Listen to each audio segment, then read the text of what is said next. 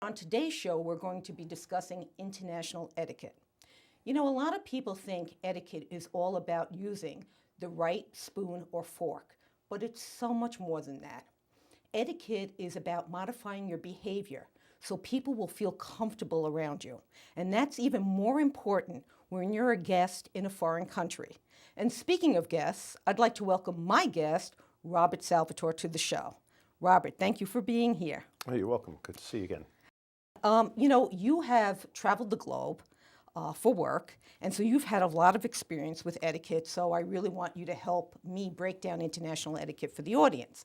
But first, could you tell us a little bit about yourself? Yes, most of my international travel was done while I was working at Sony Corporation in their international music division, and did a lot of travel to Europe and Latin America and Japan, and basically worked on projects, a lot of project management. We were either implementing or researching or developing or training, and basically had to work hand in hand with our colleagues in different major markets. Right, so it sounds like you had to really create this international team. The Absolutely. teamwork was all about team it. building, and it was Yeah. team building with strangers at times. Yeah.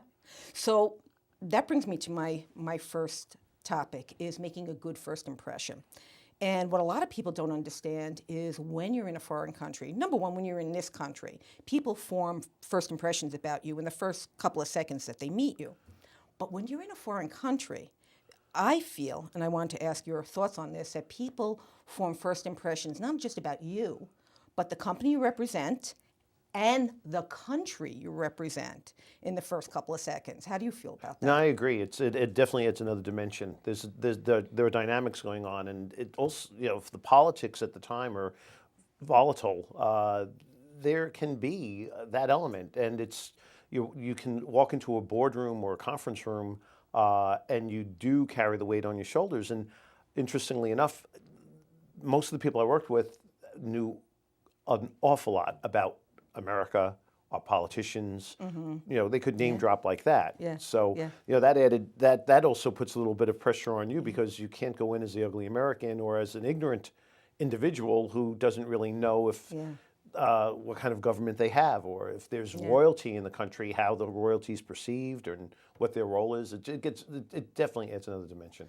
Let me ask you something. With first impressions, can you give me an idea or a story what you consider a good first impression?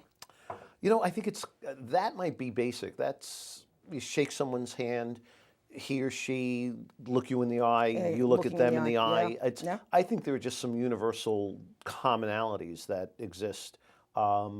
And I think that's very important. I think it's important to smile, feel that you want to be there, let them know that you're interested in the project and you're interested in their involvement, and that you're not coming as, and many times we were the leaders, and my U.S. team or my New York team would have initiated the project, but when we were researching and developing, we definitely needed input, and we needed other people's perspectives.